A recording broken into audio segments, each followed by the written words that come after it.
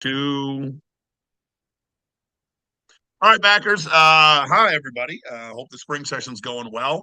One of the cool things about spring and summer swimming here in Wisconsin is the opportunity to do some open water races and some open water practices. If you weren't aware, Coach Derek is like pretty darn involved and pretty darn experienced with open water races, more so than all but maybe a half dozen coaches in the entire state. So I thought no better person to teach us about open water swimming than Derek. So, Derek, take it away. Talk a little bit about what open water swimming is, why it's awesome, all that kind of stuff, and then we'll have a slideshow that Derek and I will talk through for you as well.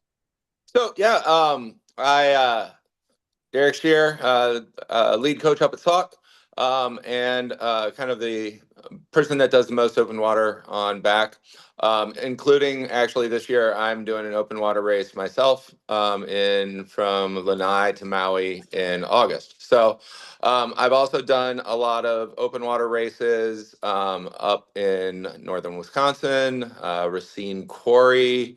That's an old race that doesn't exist anymore, as well as a lot of triathlon swims.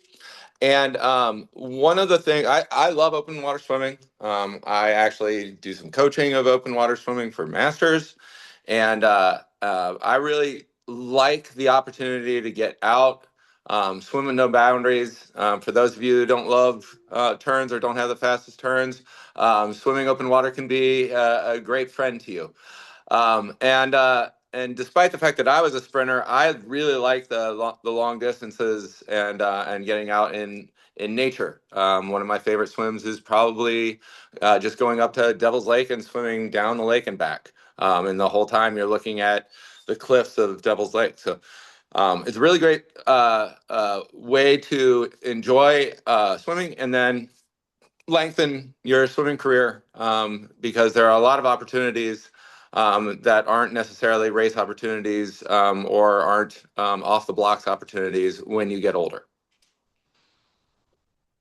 All right. Well, so like I said, we got a little slideshow. Let me just set that up here for everybody. Um, Bear with me a second. All right. So just basics on open water swimming in general, and then some tips or some information on 2026 race and practice opportunities. So open water swimming, summer 26. So the basics, it's still generally, I mean, there are other ones, but there are still like open water swimming is a part of USA Swimming, right? They're official USA races. Usually these are separate meets or separate sanctions from pool swimming. I imagine there are events in the world where it's, a pool portion and then maybe one of the events is an open water portion, but usually it's a whole separate meet because there's so much about it that's different. Around here, obviously lakes, they do it in oceans, reservoirs. Derek mentioned a quarry, kind of anything that has clean, non-flowing water. And then obviously a lot of open water swimming that gets done in the world or in the Midwest in general is part of a triathlon, whether that's an Ironman or a half or just a regular old triathlon. So what's the same about open water swimming? Well, it's still swimming, right? That's kind of the basics. Derek mentioned some of the things that are fun and different about it, but it's fundamentally the same sport, mostly freestyle, but different. Derek, you want to talk about some? Well, I guess we'll go into each one. So here's kind of some of the main differences. Usually a longer race, racing in a pack versus a lane to yourself. No walls, no turns, sort of, and then something called sighting. So we'll let Derek talk about each one of these as we go through the slides. So longer races, Derek. Okay, so depends on the competition. For some open water opportunities, you can choose the distance you want to go.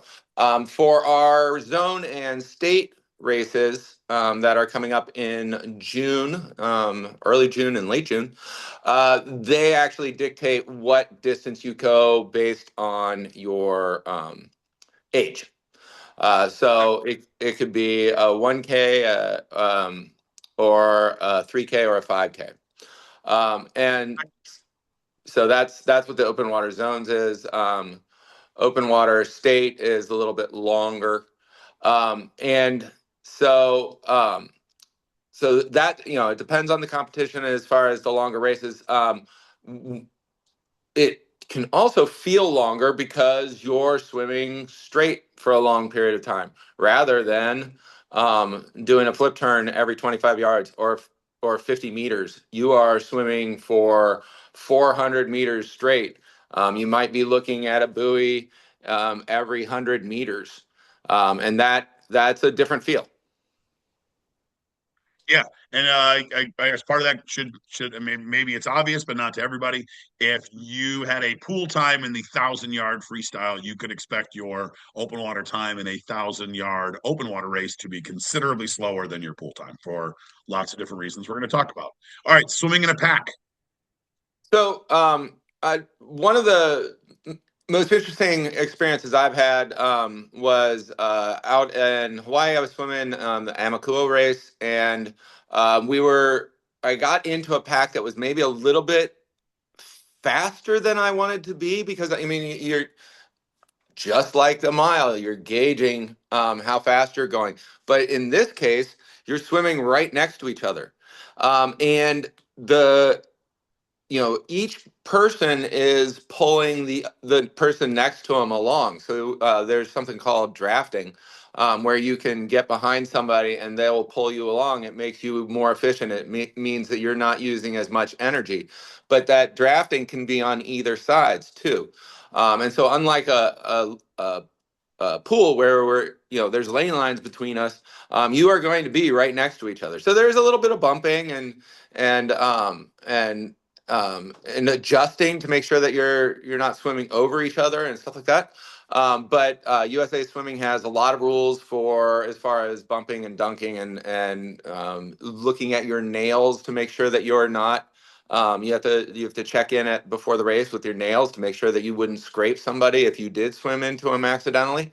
And so yeah, it's pretty cool to be able to swim with a group. You guys are all pushing each other. You don't necessarily have to sight as often because somebody in the lead is sighting, although you always have to verify. Nice. Let's talk about the different how we do starts and the finish, and then especially turns. Okay, so different types of starts for our zone and state meet for Wisconsin swimming. We will be swimming out off the beach, treading water for just a little bit, long enough for everybody to get organized in a line. There will be two buoys, and you swim. You swim out to the line that is formed between those two buoys. The referee's in a boat right on that line. When they feel like everybody's behind the line and ready to go, off you go. You can if you choose to start on the inside of the course, that means you're going to have a shorter line to the first buoy, but it also means that everybody might be swimming over towards you. So it just depends on what your feel is for the start. But relatively, it's just it's like you're treading water and then off you go. The finish can be a beach start. Which you might like get to the beach and you run up to the scorer's table. But in the case of Wisconsin swimming and USA swimming, and if you've watched the Olympics, they come into a finish zone and then you hit a 2x4 over the top of you in about, I don't know, it's probably a foot and a half to 2 feet over the water. And that is how you finish. So everybody comes in and they slap the piece of wood, and that's how you finish. There will be a camera watching that is time stamped, so it tells you exactly when you come in. And the big things are you got to make sure that you actually touch it when you come in, because until then, just like not touching the wall, you haven't finished. Additionally, you may have to make sure that you don't stand up before you touch that piece of wood. It's pretty exciting when 3 or 4 people come in and they're all trying to get to that piece of wood first. And finally, so that's start and finish. Finally, turns. Turns are relatively rare in open water swimming. For the 1,000-yard swim that the 10 and unders do at the Recplex for state, that race you will be turning more or less twice, maybe three if you turn it. So there's the start line. You go from the start line about 400 yards or meters to the first turn. And then from there, you go another, say, 400 yards, and then you swim into the shore 200 yards. So there's really only 3 turns. All you're doing is going around a buoy. You're trying to get your feet to go faster than your arms as you turn. And there's a lot of different turn techniques. My recommendation is to ignore all of them and just get around the buoy as fast as you can in the way that is the most comfortable for you. I've taught a lot of different ways to go around the buoys, and I think one thing is to make sure that everybody has a way that they're comfortable with, and the other thing is to just do what makes sense. I even recommend sometimes stopping and making sure that you go around the buoy so that you know where you're going and really get a good start on that next 400-yard swim. Nice. Sighting. Can you explain sighting quickly? Well, so you're going more than 25 yards. You don't have lane lines. You don't have a line in the bottom of the pool. So the only way for you to know where you're going is to look up straight ahead towards these big, 5 foot tall buoys. That's the only way to do it. Thankfully, in the races that we do in Wisconsin, we're not going to have a situation where we have waves. Waves make it more interesting, but sighting is really bringing your eyes up as you start your stroke. So your hands coming down, you're going to press on the water, your eyes are going to come up, kind of as they would in butterfly. You're looking forward, and then as you continue your stroke, you're going to roll into your breath. And if you come to any of our practice sessions, we'll practice this. But what it allows you to do is see where you're going. Now, you guys have been swimming with lane lines, and so you may not know if you actually swim straight because you're always gauging. Your eyes are always taking look around at the bottom of the pool and over at the side to make sure that you're going straight, and your eyes will guide you in a pool. Without those lane lines and line on the bottom of the pool, you actually have to practice and see whether you swim straight. Some people will pull to the left, some people will pull to the right. And so you have to either you have to sight pretty regularly, like every 6 strokes, or you have to learn whether you swim straight. And if you swim straight, then you can swim like 30 strokes and then sight. But those are the big things about sighting. The other thing is if you're swimming in a pack, like I mentioned, you don't have to sight as often, but you still have to sight. All right, so we have 2 big meet opportunities that Derek mentioned, Open Water State and Open Water Zones. They're both at Lake Andrea. As far as I can tell, unless there was something I missed, I don't believe the meet packets for either of these are posted yet. So some of the information we have on the next couple slides is just sort of general information or information from last year. When these do get posted, we will email out to everybody to more specific so you're interested. Open Water State, June 20th and 21st. Both of these have sort of an educational clinic component to them because open water swimming is, especially for the younger kids in the race, maybe something they haven't done or maybe they've only done once. So some informational stuff to get everybody ready, and it just makes the races run smoother. State, I believe that's 13, 14, 2.5K and an open 5K. There's some start times there. Again, these are last year's start times, last year's information. 11-12s is a 2.5K and 1000s is 1.25. And again, the check information there. I did have a question on the qualifying times, because from what it looks like is that maybe you need an A time for open water state. And when we talk about zones next, that it's a little bit different of a time. And the way I read the information for both made it seem like it's maybe harder to qualify for open water zones, or excuse me, harder to qualify for state than zones, which would be very opposite of what the pool state and pool zones typically is. So I don't know if Yeah. I'm misunderstanding something there, or if maybe there's a change coming, or what. But like I said, we'll get that information out to everybody.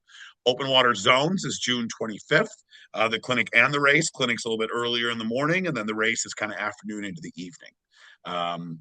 We've had a little bit of snake bit bad luck in Wisconsin the last couple of years, last 4 or 5 years, basically since COVID, where these were obviously canceled over COVID. And then since then, we had one time where it was just so cold. We had another time where it was too hot.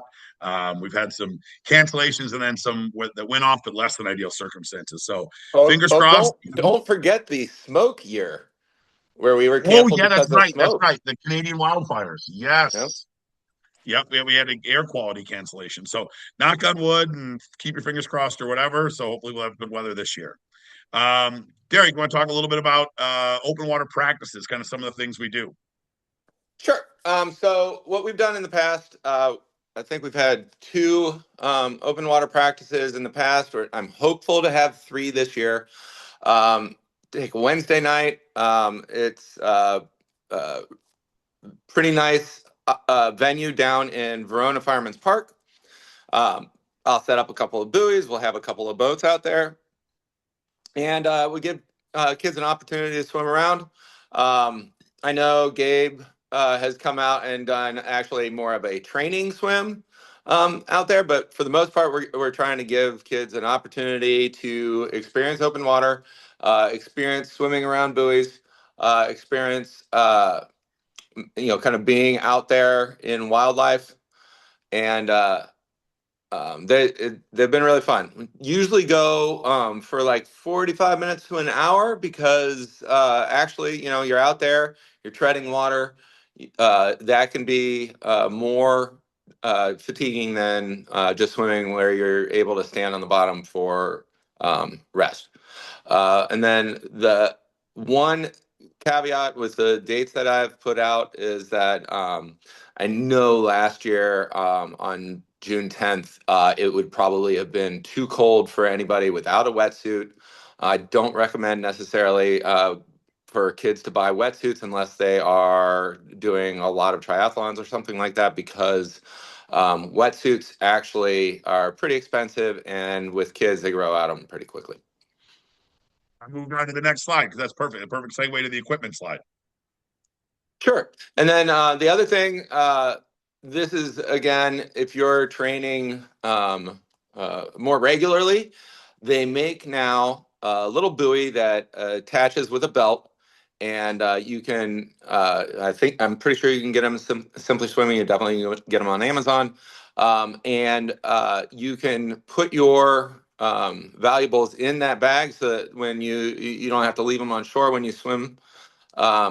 Or you can, so make sure that you have them with you, your keys, wallet, phone, for those of us that are that old.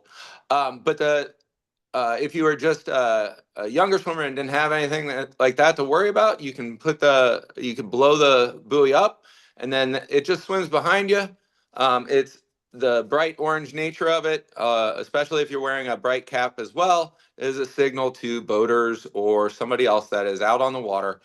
We do not have closed water here like they have in Lake Andre. If you are swimming out in Lake Mendota, you need to be making sure that you are visible. Excellent. And Fireman's Park, for people that aren't familiar, it's not a quarry, is it? But it was. It's an old quarry. Yep. It's an old quarry. Okay, it is. Okay. Yeah. So if you aren't familiar, Fireman's Park is a different facility. They have like a splash pad kind of area, and then they have kind of a man-made kind of beach area that leads into the open water thing, which is, I mean, it's not more than a couple 100 yards from one end to the other. It's relatively, like, you can see the whole thing from standing there on the beach. It's not Lake Wingra. It's much smaller, right? Oh yeah. But it's, From the dock yeah. to the shore is about 115 meters. So yeah. So it's a real nice for kids that maybe want to try this, but might understandably be a little concerned about the first time, or parents, being in a Lake Mendota or a Lake Wingra, something might be for more experienced open water swimmers. And Lake Andrea at the Recplex, if you've never been out there or haven't noticed when you've been there in the winter for a pool meet, it is a spring-fed lake. I think also a former quarry. That is right there, that is closed to boat traffic other than the officials that be there. So it's a really nice, that one's a little bit bigger, maybe um, you know, uh, several hundred yards from one end to the other, but a closed place that's a really nice venue for open water swimming. So cool. And then the other thing that we'll do is when we send this video, and you'll get this beforehand. But if you haven't read it yet, if you are interested in something like this, actually this Saturday at the Kalahari in the morning, Wisconsin Swimming has rented out the facility for the lazy river element to get some open water, curvy, just a little bit different swim. So they're doing some basic pack swimming, some sighting, just kind of it's obviously not an open water facility, but it's as close as we can approximate here in Wisconsin in the colder months. So we'll send an info about that, and if anybody's interested, they can sign up there, and we'll send lots more info on open water as we go. Derek, anything else to close it out here? No, I mean, I'd love for everybody to try it out. You know, it is not for everybody, but we've had a lot of folks that didn't think it was necessarily for them, gotten out there, really enjoyed it, and I just think it's a great way to experience water. Sure. And I think you mentioned we should shout him out. I think you mentioned Gabe, right? Gabe was state champ last year. I believe so. Yeah. In his age group, and so he's nominated for Swimmer of the Year at the convention in about a week. And we'll have some social media on that as well. But yeah, so it's like Derek said, not everybody's bag, but if people that are kind of into it, it can be a really good way to find some additional success, some additional attaboys, some additional just fun and experience in the sport. So, all right, thanks everybody for watching. Thanks Derek for chatting, and we'll see you guys later. Adios. Take care, guys.